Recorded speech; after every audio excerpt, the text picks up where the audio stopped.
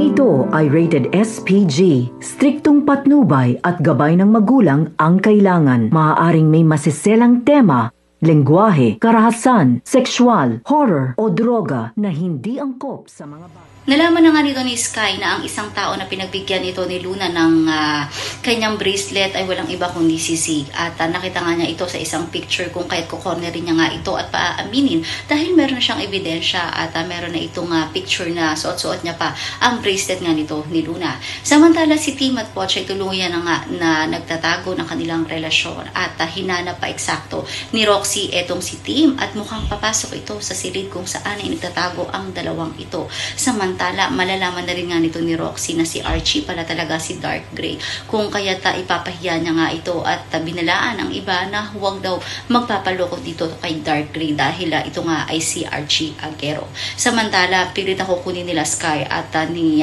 Obed ang CCTV camera para malaman kung sino ang sasakyan na labas-pasok sa Northford noong gabi na itong si Luna ay nalaglag. Subalit makakakuha nga ba sila kapalit ng kanilang pagtatrabaho?